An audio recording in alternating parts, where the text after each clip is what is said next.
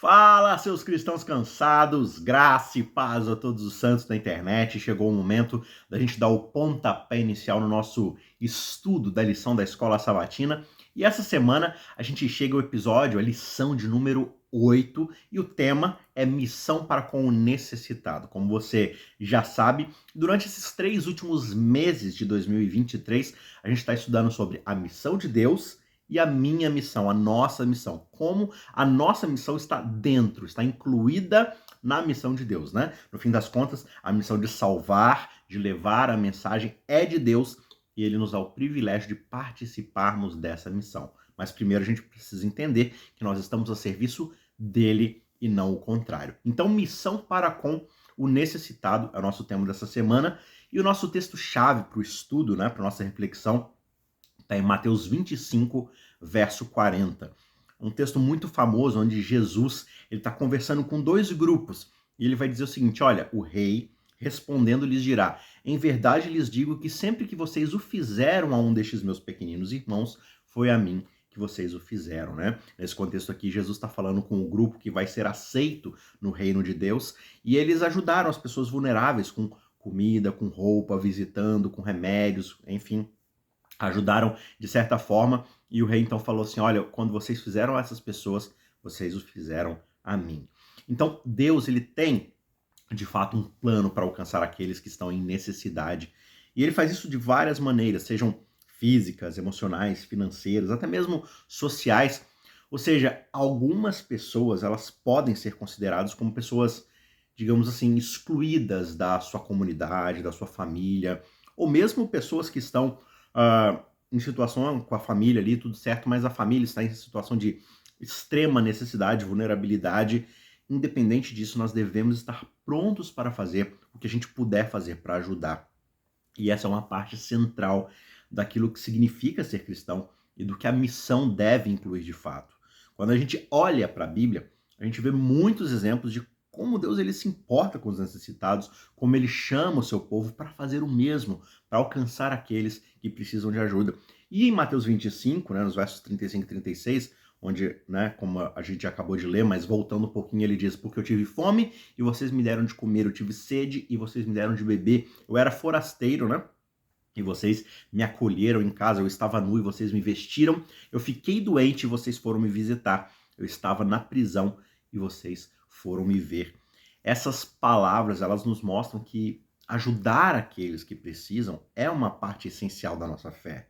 Às vezes pode ser fácil ignorar as necessidades dos outros, né? Pensar que nós não podemos fazer muito para ajudar, porque a gente também não é nada rico ou coisa do tipo. No entanto, Deus ele nos chama para nós sermos ativos na nossa missão dentro do contexto em que nós estivermos. Nós podemos começar pelo menos orando pelas pessoas, pedindo a Deus que ajude as dificuldades daqueles, né, que estão passando por problemas. A gente também pode procurar maneiras práticas de ajudar, como doar um pouco de alimento, roupa ou dinheiro para aqueles que precisam, ou até mesmo, né, doar o nosso tempo, estando dispostos a ouvir, a apoiar emocionalmente aqueles que estão passando por momentos difíceis.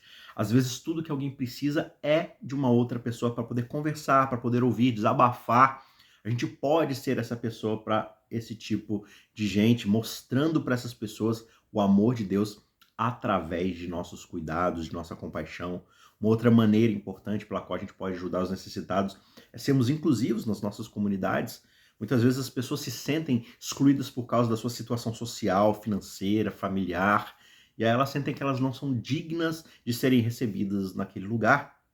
E como cristãos, nós devemos trabalhar para criar um ambiente acolhedor, amoroso para todas as pessoas. E isso significa convidar os outros para se juntarem a nós nas nossas atividades da igreja, ouvir as opiniões alheias, respeitar as perspectivas.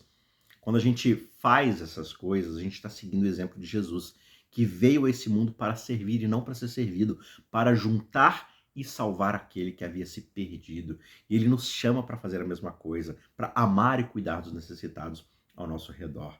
E à medida que a gente vai se envolvendo nessa missão, não apenas a gente está ajudando os outros, mas nós também estamos crescendo na nossa própria fé, porque a gente vai se tornando mais semelhantes a Cristo e dependendo mais e mais do próprio Deus para nossa própria provisão. Portanto, que nós possamos estar dispostos a fazer a vontade de Deus, sendo uma luz no mundo escuro, mostrando o amor de Deus a todos aqueles que nós encontrarmos. E que, quando nós fizermos isso, que nós possamos experimentar a alegria e a bênção de nós sermos parte da missão de Deus nesse mundo. Tá certo? A gente vai falar um pouco mais sobre isso em detalhe. Antes disso, eu quero convidar para você que não é inscrito nesse canal, aqui embaixo tem um botão vermelho escrito inscrever-se. Clica aí e aí você vai se tornar um membro desse canal, você não paga absolutamente nada para isso. Você vai ter acesso constante, lembretes constantes da lição, que toda semana é postada, mas também de estudos bíblicos bem profundos. A própria metodologia de como estudar a Bíblia, aqui na descrição desse vídeo você encontra uma playlist como estudar a Bíblia, quero entender a Bíblia, é o nosso curso de interpretação, como ler a Bíblia de forma mais profunda, mais transformadora. E nós também temos o nosso curso de teologia bíblica, sobre a história de Deus, a história da redenção, o plano de Deus, que é uma história que começa em Gênesis e vai até Apocalipse. É uma história só que atravessa várias histórias que fazem parte dessa história maior, a história de Deus. É um curso sensacional. Esse ano a gente abordou ali de Gênesis até o finalzinho do livro dos Reis. E em 2024, o nosso plano é cobrir os livros de sabedoria e os livros proféticos. Então a gente vai passar por Salmos, Provérbios, Jó, mas a gente também vai passar por Isaías, Jeremias, Ezequiel, Daniel e todos os outros profetas menores e terminar com os livros históricos, tá certo? E em 2025 a gente começa o Novo Testamento. Então tá sendo uma jornada aí, semana após semana.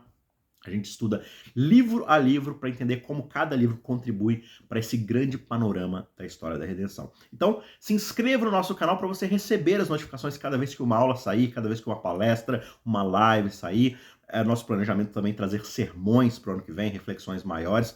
Então, fique por dentro, porque aí você não perde nada, tá certo? Deixe o seu joinha nesse vídeo. Não custa nada e você ajuda muito o nosso canal. E se você puder também, compartilhe esse conteúdo com outras pessoas, né? Clique aqui em compartilhar embaixo também. Copie o link aqui no browser, em cima na barrinha do seu navegador e cole no grupo de WhatsApp da família, da igreja, mande para algum amigo, enfim. Claro, não seja invasivo, não seja inoportuno, mas para aquelas pessoas que você acha que vai fazer diferença, ajude a gente aí a compartilhar esse conteúdo, tá certo?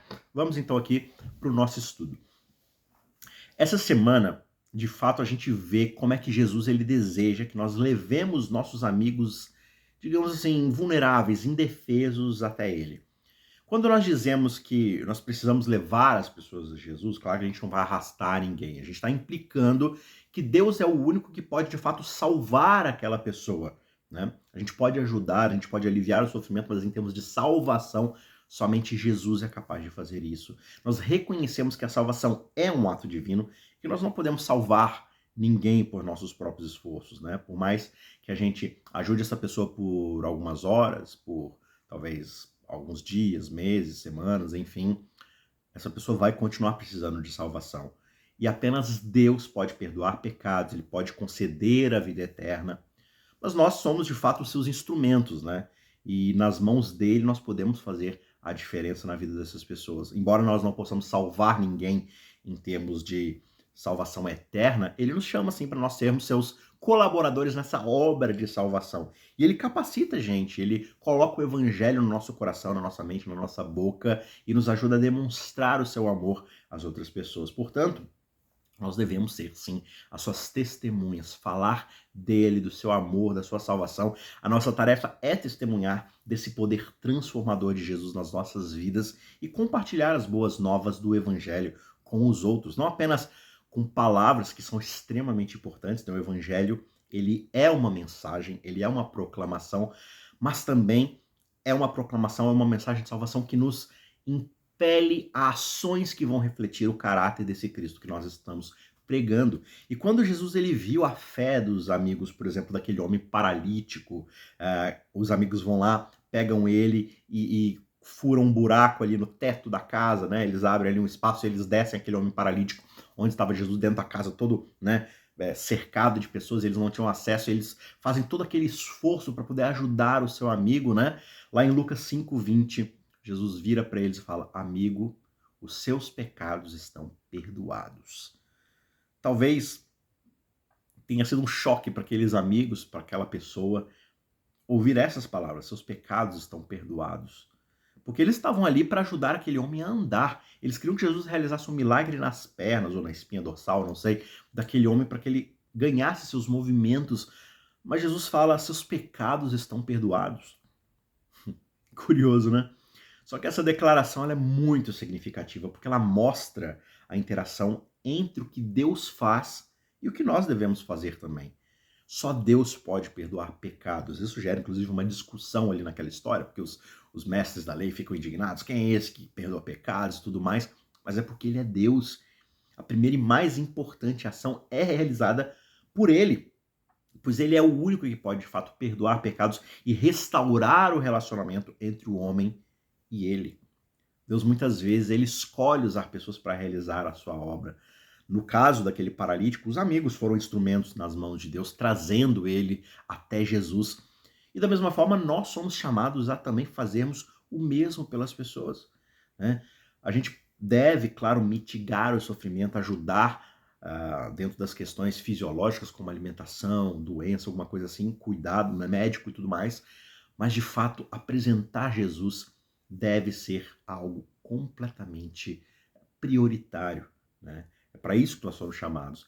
E a passagem de Lucas 5:20, ela é muito significativa porque ela destaca a importância da fé.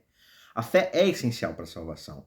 E no caso daquele paralítico, foi a fé dos amigos que o levaram até Jesus que resultou, né, claro, pelo poder de Deus, mas resultou não só na cura física daquele homem que no fim consegue andar por causa do milagre que Jesus opera, mas principalmente pela cura espiritual. Aquele homem foi religado a um relacionamento com Deus. Claro que o verso, ele também mostra pra gente a compaixão de Jesus, né? Jesus se importa com as necessidades físicas e espirituais das pessoas, e ele não apenas cura aquele paralítico, mas ele também perdoa seus pecados e demonstra o seu amor e o poder que ele tem de ligar as pessoas novamente com Deus. Isso revela a natureza divina de Jesus, pois a capacidade de perdoar pecados é uma prerrogativa que só ele tem. Só Deus possui isso e Jesus Cristo era Deus. E quando ele perdoa então aquele paralítico, Jesus estava mostrando que ele é Deus, ele tem autoridade sobre o pecado e sobre a morte. E se ele pode de fato curar a pior das doenças do ser humano, que é o pecado, o que é uma paralisia, o que é uma outra doença, o que é algum tipo de sofrimento minoritário frente àquilo que o pecado de fato faz nas nossas vidas. Se ele pode curar isso, ele pode curar qualquer coisa. Ao dizer que nós precisamos levar as pessoas até Jesus, a gente está reconhecendo então esse ato divino de salvação, aceitando sermos instrumentos para levar as pessoas, porque ele é quem perdoa pecados, ele transforma vidas, ele nos capacita a compartilhar o evangelho com outras pessoas. Portanto, que nós possamos ser fiéis ao nosso chamado e levar os nossos amigos vulneráveis, indefesos, aqueles que nós conhecemos, o nosso próximo, até Jesus, para que eles também possam experimentar o seu perdão e o seu amor. Existem muitas formas da gente levar as pessoas, os nossos amigos, até Jesus e ajudá-los nas suas necessidades, né? Talvez um primeiro passo para poder oferecer ajuda significativa seja reconhecer as necessidades das pessoas. Isso porque cada pessoa vai ter uma necessidade muito específica, muito única.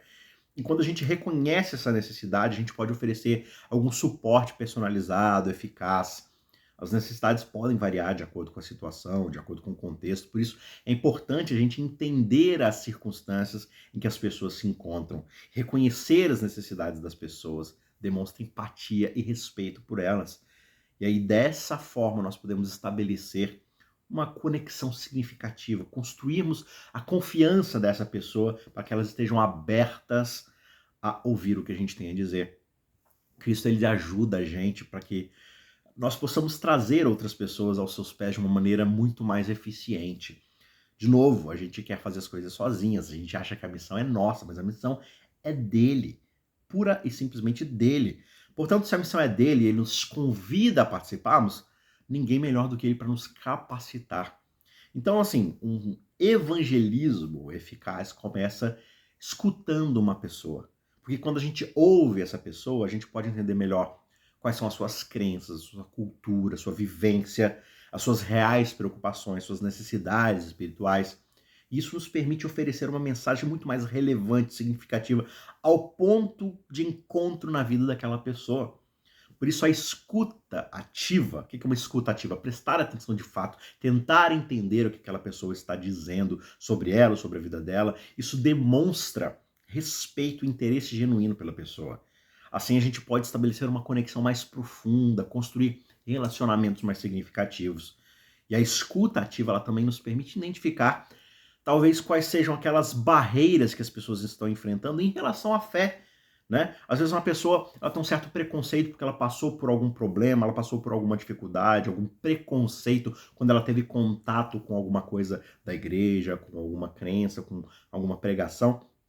E aí essa pessoa se fechou completamente. Então quando a gente escuta, a gente também aprende sobre quais são as negativas, as barreiras que impedem aquela pessoa em relação à fé. E assim a gente pode encontrar maneiras muito mais eficientes de permitir que o Espírito Santo nos ajude a ajudar essa pessoa a superar essas barreiras, né? Uma estratégia muito útil para ouvir ativamente as necessidades das pessoas é estabelecer um ambiente acolhedor, seguro, né? Sem criticismo e julgamento exacerbado, sabe? Deixar as pessoas à vontade, confiantes, dar conforto para que elas possam compartilhar as suas experiências, as suas preocupações. Uma outra forma é fazendo perguntas abertas, né? Não invasivas, não inconvenientes, mas perguntas genuínas de interesse e encorajar essas pessoas a compartilhar as suas histórias, as suas perspectivas, praticar a escutativa, prestando total atenção ao que as pessoas estão ali demonstrando, né? Mostra que você tem um interesse genuíno nelas. E elas vão, né, consequentemente, possivelmente, também demonstrar interesse quando você tiver algo a dizer, né?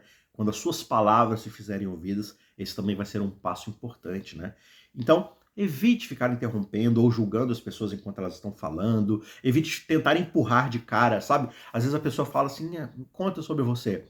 Ah, então assim, eu costumava beber muito. Então, você sabe que bebida é pecado, né? Você sabe que quem bebe vai...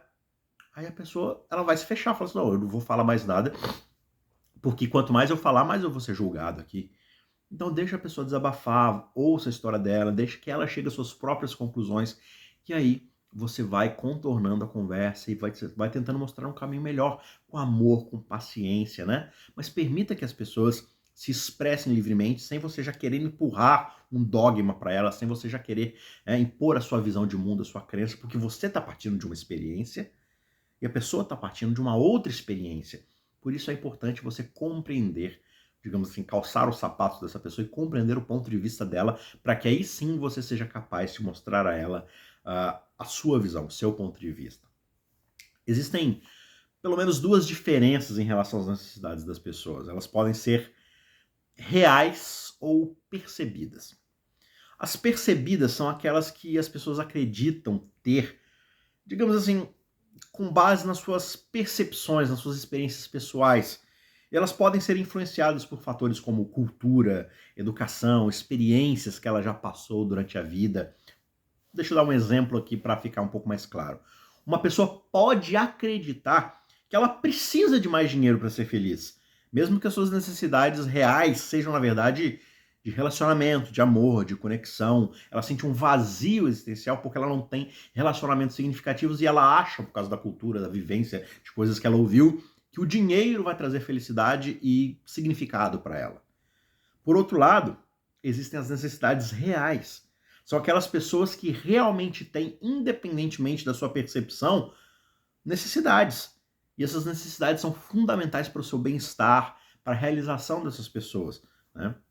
Então, nesse caso, talvez uma pessoa realmente precise de dinheiro para ter acesso a um curso profissionalizante, para poder pagar remédios que ela precisa desesperadamente, para poder colocar comida na sua mesa. Não é uma questão de status, de preencher um vazio, ela realmente tem necessidades básicas ali. Então, essa é uma necessidade real, diferente da percebida, que ela acha que precisa daquela coisa, quando na verdade ela precisa de uma outra solução. E quando a gente reconhece e atende às necessidades reais das pessoas, a gente pode de fato oferecer uma ajuda significativa, ou seja, aquilo que a pessoa realmente precisa e ajudar de uma forma muito mais duradoura.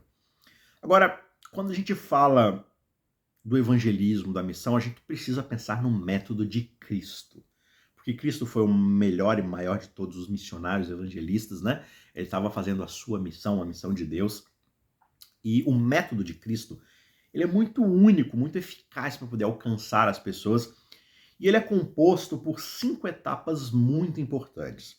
A primeira dessas etapas é que Jesus se misturava com as pessoas, ele se inseria no contexto delas. Jesus ele ia lá e ele se encontrava com as pessoas onde elas estavam, e ele fazia isso como alguém que desejava o bem dessas pessoas, não com interesses ocultos, não com uma agenda, mas genuinamente preocupado com o bem-estar dessas pessoas. E ele não se isolava das pessoas, ele não, sabe, não se colocava como superior a elas, ele se envolvia com elas no dia a dia, no contexto delas, mostrando de fato interesse pelas suas necessidades, por aquilo que elas de fato desejavam, queriam, ansiavam. E Jesus ele também mostrava simpatia, amor, misericórdia. Ele não chegava julgando as pessoas, colocando elas para baixo, se colocando como melhor do que elas. Ele as amava e aceitava elas como elas eram naquele contexto. Então ele ia lá e atendia as necessidades dessas pessoas. Ele curava os doentes, ele alimentava os famintos, ele confortava os aflitos, ele atendia as necessidades.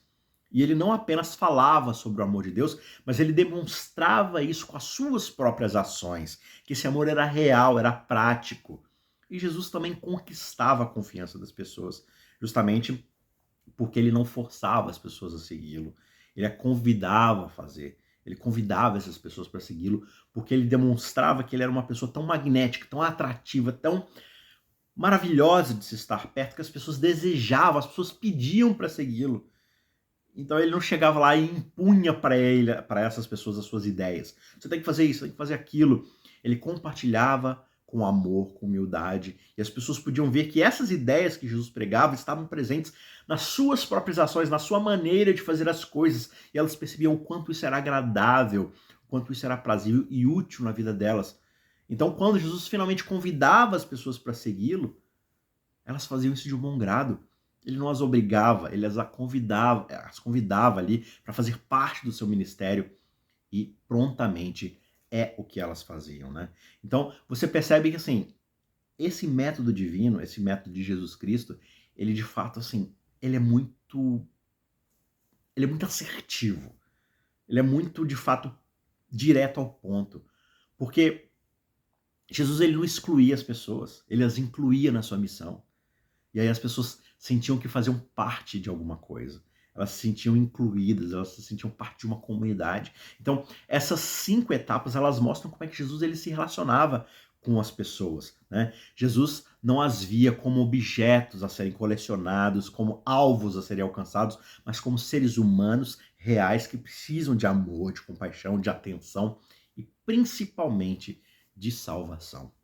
Movendo um pouco mais adiante no assunto, lá no livro de João, no capítulo 5, versos 1 a 9, e também lá no livro de Marcos 1, no verso 23 até o verso 28, a gente consegue ver ali alguns exemplos desse método de Cristo. Em João 5, Jesus ele cura um homem que estava doente há pelo menos 38 anos. Só que é muito interessante, porque Jesus ele não simplesmente chega lá e cura o homem, ele também instrui aquele homem a não pecar mais. Uma fala muito interessante, né? Você percebe que Jesus ele não está simplesmente interessado, claro que ele está interessado em mitigar o sofrimento das pessoas, mas ele quer alcançá-las de uma forma muito mais significativa. Lá em Marcos capítulo 1, Jesus ele expulsa o espírito maligno de um homem dentro de uma sinagoga. E as pessoas elas ficam impressionadas com o poder, com a autoridade de Jesus. Só que Cristo não apenas falava sobre o amor de Deus, ele demonstrava isso no seu ministério. Infelizmente, nós não podemos realizar os mesmos tipos de milagre, na maioria das vezes, né? Da forma como Jesus fez. E mesmo se nós pudéssemos resolver milagrosamente, todos os problemas das pessoas, ainda assim, isso não é uma solução permanente. Não é definitivo. Mesmo Jesus, ao longo do seu ministério, começou a recusar cada vez mais realizar milagres, porque isso talvez resolva algum problema local ali, circunstancial, mas existe um problema muito maior que só pode ser resolvido com o sacrifício de Cristo. Só que é claro que isso não significa que nós não possamos experimentar a intervenção divina nas nossas vidas, testemunhando talvez de milagres menores, de formas como Deus nos ajudou. Nós apenas não temos a mesma necessidade e autoridade e poder que Jesus tinha naquela época para curar os doentes, ressuscitar os mortos, controlar a natureza. Mas nós temos o maior milagre de todos, que é o milagre da pregação do evangelho, que é o que de fato pode curar a vida das pessoas de forma definitiva, transformadora. Embora os milagres de cura, de libertação realizados por Jesus tenham trazido alívio e esperança para as pessoas, para muitas pessoas, essas curas físicas e libertações, elas não eram a solução final para o problema do pecado e da morte. Pensa na história de Lázaro. Lázaro morreu. Ok, Jesus foi lá e realizou um milagre fantástico. Ele ressuscitou Lázaro. Você sabe o que aconteceu com Lázaro anos depois? Lázaro morreu de novo e está morto até hoje. Mesmo o milagre de Jesus de ter ressuscitado Lázaro não durou para sempre, não resolveu o problema da morte, porque o problema da morte é causado pelo pecado. E a solução permanente para esses problemas só pode ser alcançada através da morte e ressurreição de Cristo. É somente Ele que oferece salvação e vida eterna a todos aqueles que creem nele. Jesus ele começa a recusar cada vez mais realizar esses milagres à medida que o seu ministério vai progredindo, porque ele estava se aproximando da sua missão final, que era na cruz. E ele sabia que a sua morte e ressurreição, né, eram totalmente necessárias, eram o ponto central da sua vinda até a Terra, para ele poder cumprir o propósito de Deus de redimir a humanidade e reconciliá-la consigo mesmo. Nesse ponto, os milagres eles poderiam ter distraído as pessoas do verdadeiro propósito da sua vinda, da sua necessidade de morte, né? Achando que isso era superficial. Tem até um momento lá em João, onde Jesus ele faz a multiplicação dos pães e peixes, e no dia seguinte as pessoas vêm ouvi-lo, mas porque elas querem mais pão. E aí quando Jesus fala que não tem mais pão para elas, muitas começam a ir embora, porque elas estão muito mais preocupadas em encher a barriga do que ouvir o que Jesus tem a dizer. E Jesus quer mostrar cada vez mais que, sem a sua morte sacrificial, o problema, de fato, ele não estava resolvido, né? Embora Jesus ele tivesse o poder de se salvar milagrosamente, por exemplo, nas cenas finais da sua vida lá na cruz, ele escolhe não usar esse poder. A sua morte na cruz era parte do plano divino para a salvação da humanidade. Jesus ele voluntariamente se entregou à morte para que nós pudéssemos levar os nossos pecados e colocar sobre ele, para que ele pudesse sobre si receber o castigo pelos nossos pecados e oferecer para nós a oportunidade de vida eterna, não só para nós, mas a todos aqueles que creem. Portanto, embora sim nós não possamos realizar os mesmos tipos de milagres que Jesus fez, eu estou falando aqui no geral, tá? Claro que o Espírito Santo ele vai atuar da forma como ele achar necessário e tudo mais, mas no geral a gente não sai por aí fazendo milagres, né? Não, pelo menos não milagres da forma como Jesus e os apóstolos faziam. Mas nós podemos sim confiar no seu poder, na sua autoridade para nos ajudar nas nossas necessidades reais e nos dar a esperança da vida eterna. Ele é o único caminho para a salvação, para a vida definitiva e eterna, e nós podemos confiar nele para nos guiar e nos fortalecer na nossa jornada de fé. Então veja, quando a gente fala de ajuda aos necessitados, é muito importante a gente não confundir as coisas. Claro que nós devemos ajudar as pessoas nas suas necessidades básicas, fisiológicas ali, mais necessárias para o seu dia a dia, mitigar o sofrimento, mas a gente não pode confundir que a nossa missão final e definitiva não é de ser uma ONG de prestação de ajuda, mas de levar a real mensagem que pode salvar e transformar em definitivo, sabe? Muitas vezes a gente confunde a pregação do evangelho com simplesmente ajuda humanitária. A ajuda humanitária é um dever do cristão. Nós devemos ajudar as pessoas nas suas necessidades. Mas quando a gente acha que é só isso, basta eu ser bonzinho com as pessoas, dar uma marmita aqui, um dinheiro ali, e eu estou pregando o evangelho, não. É somente quando a gente compartilhar a mensagem de salvação que nós estaremos de fato cumprindo a missão que Deus nos deixou. Uma coisa não exclui a outra, uma coisa está aliada à outra, né? A mensagem de salvação é sobre o fim do sofrimento em definitivo. Mas isso não vai acontecer enquanto as pessoas não aceitarem a mensagem de salvação.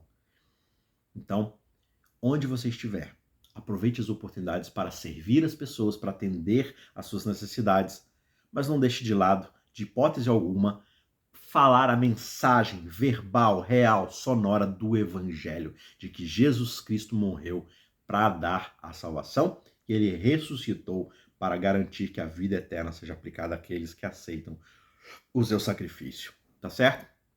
Um pouco mais aqui sobre a ajuda que nós podemos oferecer aos necessitados, a gente vê que a Bíblia nos ensina a amar, a cuidar daqueles que são refugiados, que estão fora do seu local de vivência, talvez imigrantes que estão passando por necessidades especiais em outros países, né? Pessoas que de fato estão vulneráveis e muitas vezes enfrentam desafios significativos em sua vida e com base em versículos bíblicos como Deuteronômio 10:19, Salmo 146:9, Romanos 12, verso 13, Levíticos 23:22. Você pode estudar, pausar aqui o vídeo e ler cada um desses versículos, mas são formas que a gente pode ajudar e que a Bíblia indica, né? A primeira delas é sermos acolhedores, amigáveis, hospitaleiros, quando nós encontramos pessoas em situação de vulnerabilidade, talvez refugiados, imigrantes, nós devemos recebê-los com bondade dentro da nossa comunidade, até dos nossos lares, mostrando amor, né? Mostrando um sorriso, uma mão, um aperto de mão ali, uma palavra amigável.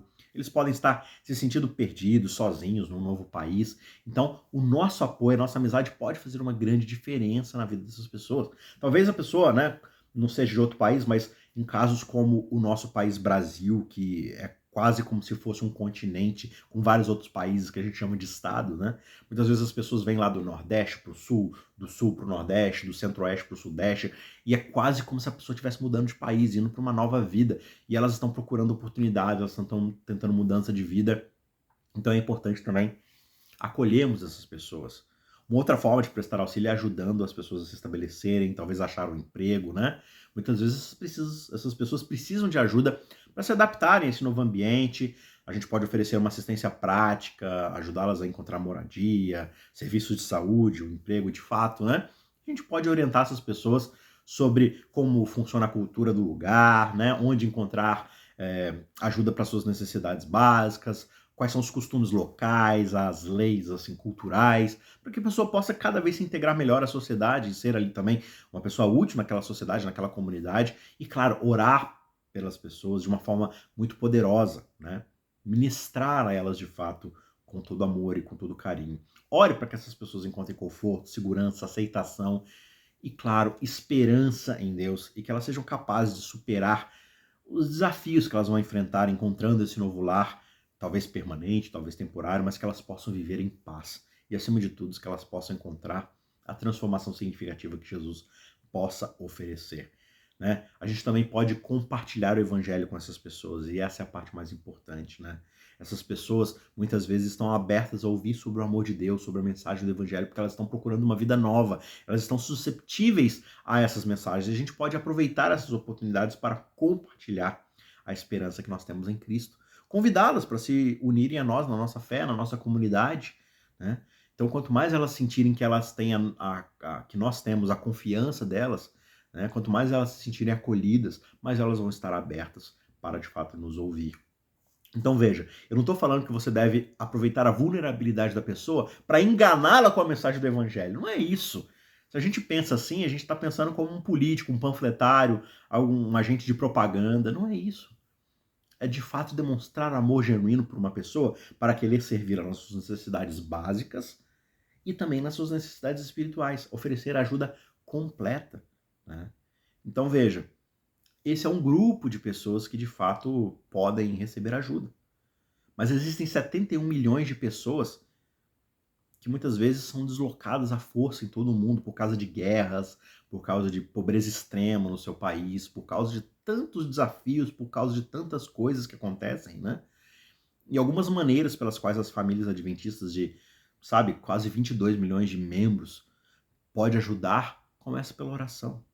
Ore pelas pessoas que estão deslocadas, que estão fora de casa, ajude financeiramente, né, os ministérios sociais da igreja, como a ASA, a ADRA, né, a ASA que ajuda mais localmente, a ADRA que ajuda globalmente, né, elas estão sempre ativas nessas grandes catástrofes mundiais, nessas guerras, nessas pobrezas, nesses eventos cataclísmicos da natureza. A ADRA sempre está lá ajudando essas pessoas, levando ajuda onde elas de fato precisam. Então, uma forma também, se você não pode sair de casa para ir para esses lugares, é ajudar financeiramente, claro, né? Compartilhar os seus recursos com eles para que eles possam ali organizar e fazer uma ajuda muito mais significativa. Enfim, esse é um grupo de pessoas vulneráveis que você pode ajudar na ajuda humanitária, mas existem pessoas ao seu redor, pessoas no seu bairro, né?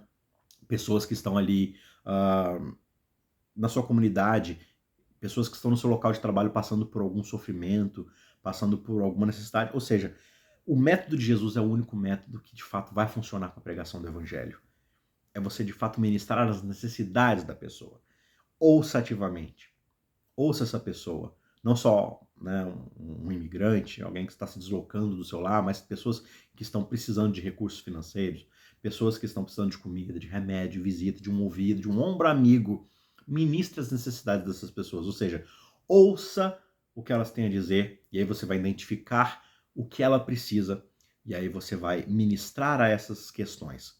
A comida, remédio, recurso financeiro, tempo, capacitação profissional, indicação, sabe, acolhimento. E aí então ela vai ganhar, ou você vai ganhar a sua confiança e você vai ser capaz de ministrar as necessidades espirituais dessa pessoa. A mensagem de salvação será muito mais recebida de forma muito mais amigável, muito menos resistência, se de fato essa pessoa perceber que você genuinamente se interessa por ela. Vou me despedir aqui porque tem muito mais coisa para falar, mas a gente já avançou bastante aqui o alvo do tempo desse programa. Mas muito obrigado por ouvir e assistir até aqui. Que Deus te ajude em cada um dos seus passos nessa missão que Ele nos confiou de participarmos de fato da sua missão. Que você possa ser um agente de mudança onde quer que você viva, no seu local de trabalho, no seu bairro, na sua igreja, na sua comunidade. Que você seja uma pessoa que leve esperança, não só física, fisiológica, nas necessidades palpáveis ali das pessoas, mas que você leve a principal solução para os problemas dela, que é a mensagem do Evangelho. Que Deus te abençoe. A gente se encontra na semana que vem para mais um estudo. Não se esqueça, se você chegou até aqui e ainda não fez isso, deixa o seu joinha no vídeo, não custa nada e ajuda imensamente o nosso canal. Confere aqui os links dos nossos cursos e estudos. A gente se vê na semana que vem para mais uma discussão sobre a lição da Escola Sabatina. Um abraço, tchau, tchau.